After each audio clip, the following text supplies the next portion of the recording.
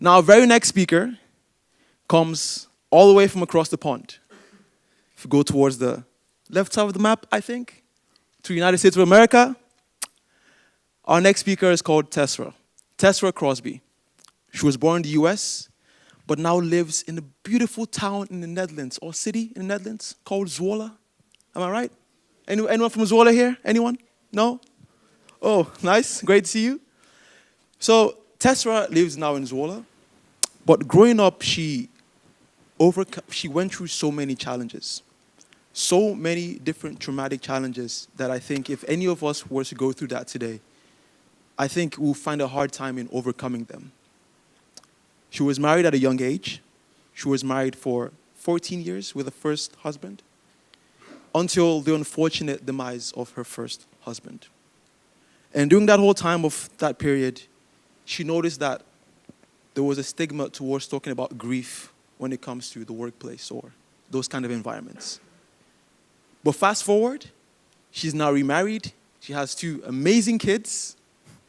And now she's giving HR managers, she's giving companies, she's giving organizations practical tips, workshops, trainings on how to integrate grief and how to integrate grief conversations in the workplace. So it's not so much of a stigma anymore. Without further ado, can we please give a big round of applause for Tessera Crosby.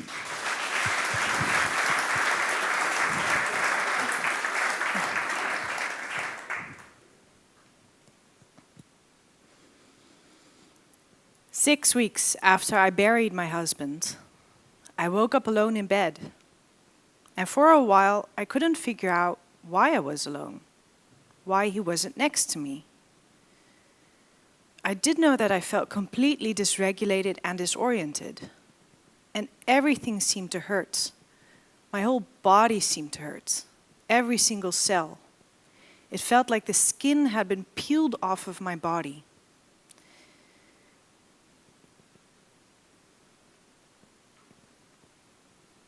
Not only my body hurt, my brain inside my head hurt as well. That, and the fact that I couldn't even remember for a while that he had passed, made me think that I was going crazy. I now know this is what grief does. Grief isn't just something in your heart. It affects your whole body. It affects your nervous system, so your heart rate goes up, your digestion and your immune system go down. And grief now has been proven to affect multiple regions of the brain, including those responsible for memory, focus, decision-making, and emotional regulation.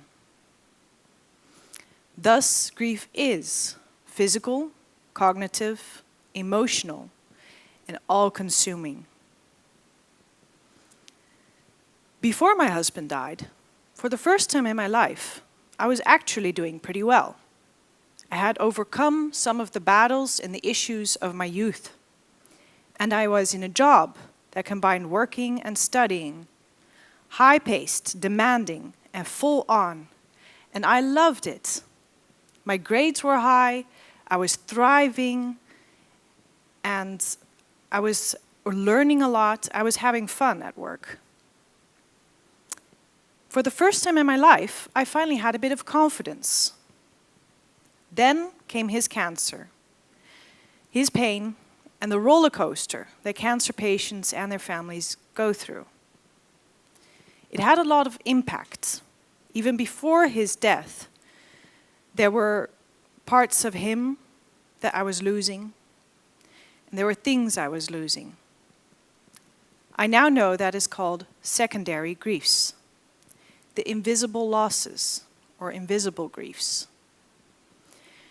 The equality in our relationship was off. The balance shifted. The way we always used to do things wasn't possible anymore. And I couldn't lean on my husband because he was fighting to stay alive. So how could I burden him with things, trivial things, like having a bad day at work? But secondary losses can also be, and this is something I had also experienced years before even, I had gotten bad news, and I was in no state to drive home, but I went in my car anyway, and I drove home and I crashed my car. The secondary loss can be the loss of a car. The secondary loss can also be the loss of finances because of more medical bills to pay, and the loss of a job. And a secondary loss can also be the loss of mental clarity because of the roller coaster that you are in the moment. And somewhere along that time, my work did start to slip a bit. My focus fractured, my memory was a bit blurred. So my supervisor pulled me aside. And even though she knew I had spent the last few nights at the ER with my husband, 'cause who knows here that you could spend a whole night at the ER? I spent the whole nights at the ER instead of sleeping, and she knew about my home situation. She said, "This isn't about your home life. You just can't handle this. You are not cut out for this job." And I didn't have the vocabulary to defend myself. So I simply believed her for years. And every bit of confidence that I had finally gained was gone again. It took me years to realize that it wasn't me, that it was grief, that it was stress, that it was neurological overload. Because here's the thing I wish someone would have told me back then, that grief rewires your brain. Literally. Dr. Mary Frances O'Connor, who is a grief researcher, has now proven that the brain's default relationship maps stored in the posterior cingulate cortex are shattered by loss. And that the prefrontal cortex, which is responsible for decision-making, focus, and logic thinking, shows a decreased activity on brain scans of actively grieving people. This is why grieving people feel foggy, forgetful, and disoriented.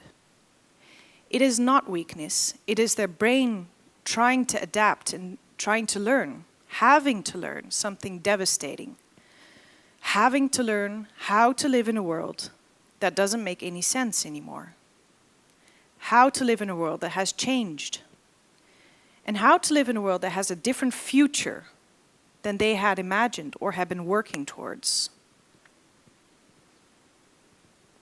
And after my husband died, I was completely alone. Being a woman alone in this world, I did not feel safe. So I signed up for a combat sport. And something unexpected happened to me. In that gym, gloves on, body moving, punching, sweating, running, sparring, it gave my grief an outlet. It gave my fear a rhythm. But most importantly, it gave my brain relief. Because when I was running, sparring, punching, I couldn't spiral into thought loops the way is often so common with grieving people. And my brain simply didn't have the bandwidth to ruminate when I was running. And in that stillness of motion, my brain began to restructure itself. The movements became my medicine. And in the end, my body saved my mind. Research has now proven that movement is the most powerful and the most effective thing you can do while your brain is undergoing changes. It facilitates learning, which means the brain can rewire itself and can adapt to a world that has changed. And I myself returned to work very quickly after his death. People thought I was doing well. They thought I was coping well because I was at work again. They said, "Oh, you are doing so well. You are already full-time at work again." But I had what psychologists call an instrumental grief. Instrumental grief style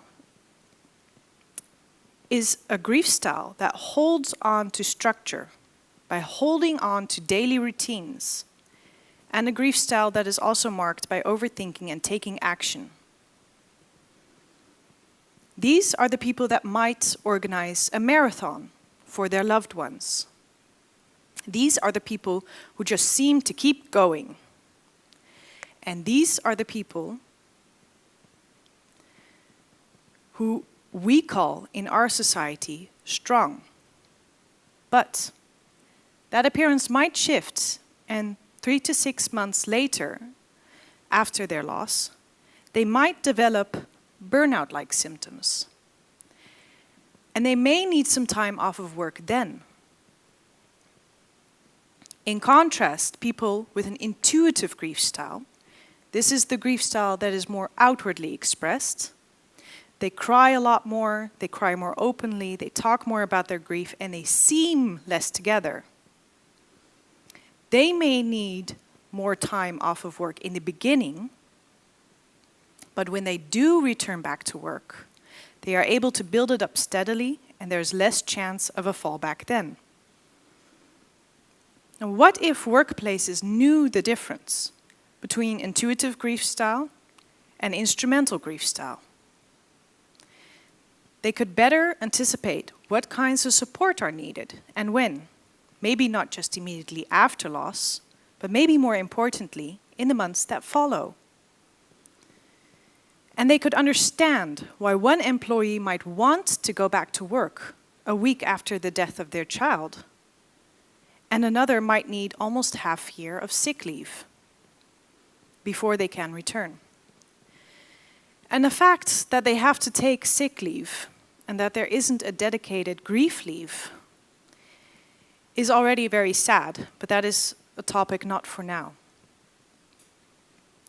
As I mentioned, I had more of an instrumental grief style. A grief style that is also marked by taking action. That doesn't work out very well always. In my case, I wanted to take action, give meaning to his suffering by publishing my husband's unfinished book. So I hired a ghostwriter. And it cost me 15,000 euros, and I still don't have the book. You see, grief makes you vulnerable, not just mentally, but also, and not just emotionally, but also financially. And I wish someone would have told me back then, don't make big decisions right now, because my brain was not ready yet. In the same matter, workplaces would be wise not to hand over large financial responsibilities to people who are actively grieving. And because I find work so important, and I wish that grief would not be so much of a taboo in the workplace, I would like to offer a few other ways how workplaces can help. I've already mentioned the two grieving styles, instrumental grief and intuitive grief, and if this would be more known, that it would help manage expectations, create more custom care, and in some cases prepare for a potential fallback. I've also mentioned not to expect high-stake decision-makings too soon. Give focused but low-risk tasks instead, and give the brain time to stabilize before you can trust it with major negotiations or financial responsibilities. Another thing that would really benefit grieving employees if there would be more flexible structures. Because during the active grieving period, and often a long time afterwards, some days are bearable and others just aren't. And grief disrupts sleep and energy. So if it would be possible in a job to have flexible working hours, or maybe later working hours, that would really benefit a grieving employee. And we could train managers, leaders, and supervisors to see the difference between disengagement and disorientation. Because grief doesn't always look the way we think it looks. It doesn't always look like crying, but it might look like zoning out during a meeting, or irritability, or memory loss and missed deadlines. When we take all these things into account, a grieving employee might return to work a bit more earlier or more consistently. This would benefit them simply for the fact that they would be among other people more. And grieving people do not grieve well alone. We are humans. We are sociable creatures. We are not made to grieve alone. So why not assign grief peer mentors in the workplace or facilitate walk and talks? That way, movement is naturally included as well. It would be really great if workplaces could encourage as much movement as possible in the workplace.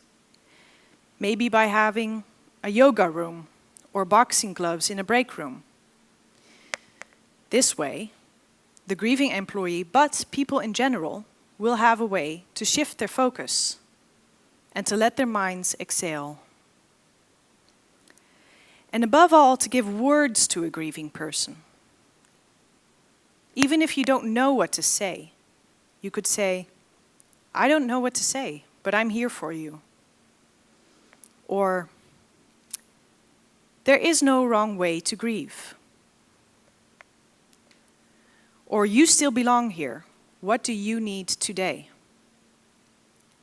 Because psychological safety begins with giving words. And words like that are oxygen to a grieving person. Words like that don't just offer comfort, it offers safety, and it offers a sense of dignity. It acknowledges to the person that they are not broken, but that they are human, a human that is adapting and learning. And when you meet that learning with care, flexibility, and dignity, you don't just get your employee back maybe a bit more sooner or more consistently, but you get a more resilient employee back. More resilient employees build more resilient teams, maybe more connected, maybe more loyal, but most importantly, more resilient. Because you didn't just see their grief, you honored it.